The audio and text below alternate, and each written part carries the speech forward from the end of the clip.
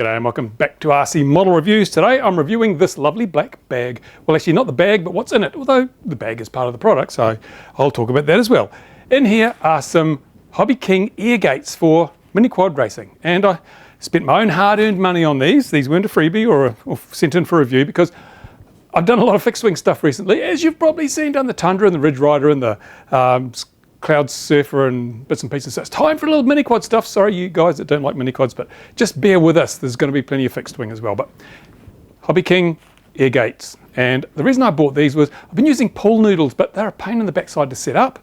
They're more difficult to transport, and sometimes they do get quite ravaged by props. I mean, we've had one here nearly cut in half by props.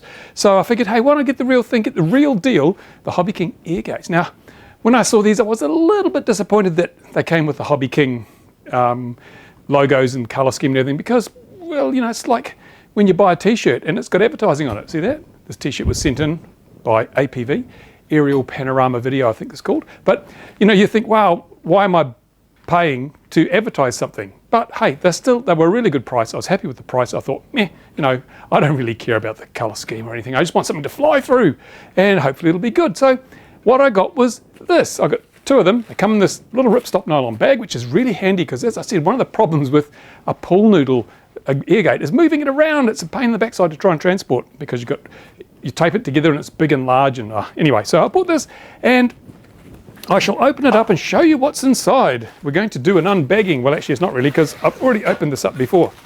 Inside, you get this. This is your airgate.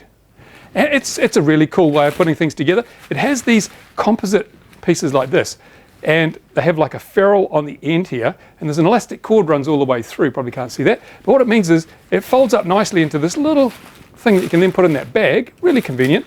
But then when you want to set it up, you take the things out and you just line them up, and bingo! Suddenly you got a big piece. And there's, I don't know, maybe 8 or 9 of these pieces. So in the end, you once you've put them all together, you end up with this great big long composite piece with ferrules holding it together that is spring loaded to stay together, and that provides the big bow for the airgate.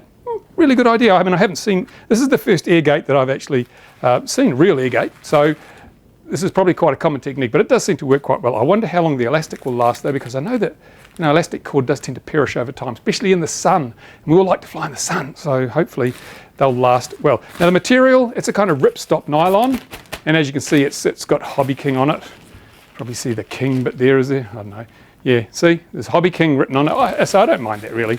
And I don't know how it would stand up to props though. I mean, I've seen props cut through a pool noodle, and that's pretty tough plastic, so I would expect that these might actually get a bit savaged over time. Hopefully, I haven't seen it, but hopefully HobbyKing would offer replacement nylon, or maybe some other enterprising company will come up with the option to have your design printed on Ripstop nylon as a customised option. I think Metal Danny was going to send me some of his airgates, but I think he lost track of what he was doing. I do it, so I promise people things, never do it.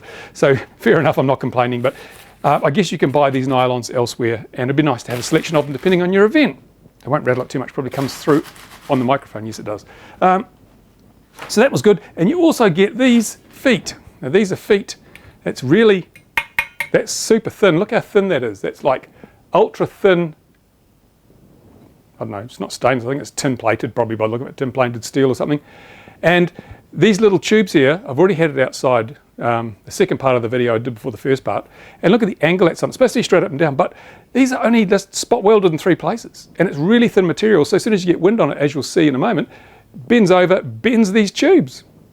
That's pretty sad. I mean, I was hoping actually they'd come with a really heavy metal base, so you could just plonk the base down, put the loop in, and walk away, but no, they've got holes that you have to put pegs through. They don't give you the pegs, so you've got to go and buy yourself some pegs, but honestly, on anything but a calm day, as you'll see, these won't work. I was really disappointed in this bit of it, but it's only a small part. What I shall do, because I have the materials and the equipment, is I shall make up my own bases with sturdier tube, sturdier base, and I shall weld it properly, and if I've got enough metal, I'll make it so hopefully it'll be heavy enough to stand up in a wind. Otherwise, I'll put some holes as well for staking it down. But let's go outside now and have a look at the thing when I set it up a little bit earlier. Okay, so here we are outside. I've put all the individual elements of the sort of bow part of the composite rod together. They go together very easily. Just the elastic cord inside sort of pulls them together. But you've got to make sure they're pushed firmly together, because sometimes they just engage slightly, and if you put a lot of tension on them, it will probably bell the mouth of one piece and possibly even crack it. So a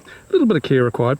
Now these are the feet that don't come with these little hooks. I had to get some of these to obviously hold on the ground. I was hoping that these would be heavy enough that you could just sit it on the ground and it would, you know, stand up.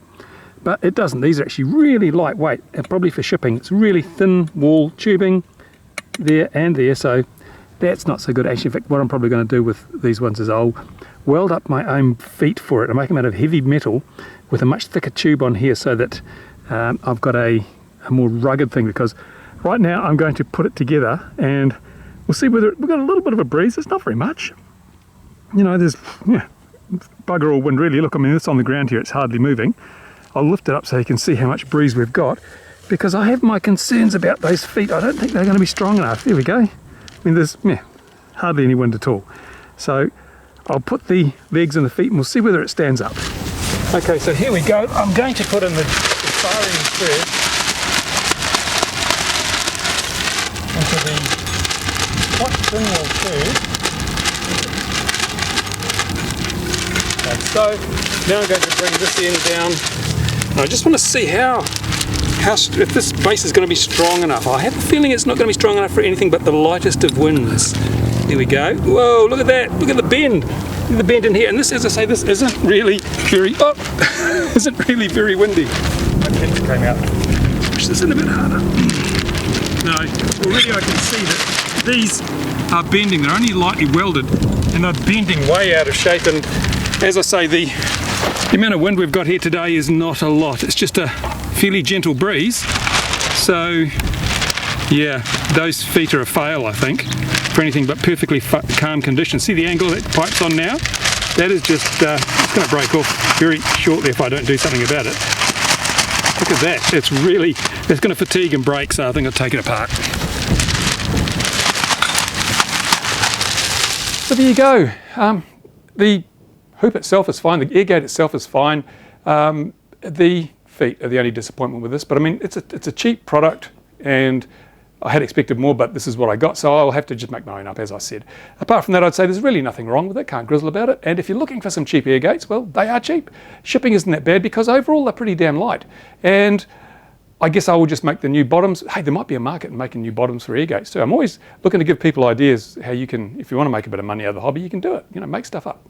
So there you go. I'd give this, because of the legs, I'd give it only a 3-star rating, maybe a 2.5, because out of the box, you can only use it on calm days, only on calm days. So you'll see these airgates appearing in some of my videos, especially my mini quad reviews, because I've got to have something to fly through and I'm running out of pool noodles. So there you go. Now if you've used these gates and you've had problems or you've found them to be excellent, let us know. Put a comment in the comment section below on this video. And if you like the video, give it a thumbs up, because that always helps. And I thank you for watching. Now I'm going to clear my bench, jump through a few hoops and get on with some more reviews. Thanks for watching. Bye for now.